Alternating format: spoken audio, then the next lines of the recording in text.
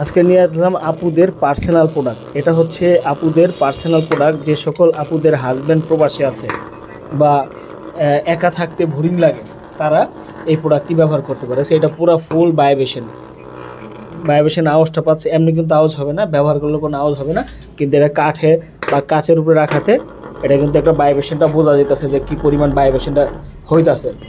ঠিক আছে, তো এটা পুরো দেখতে পুরো একটা ইরানি মিসাইলের মতো।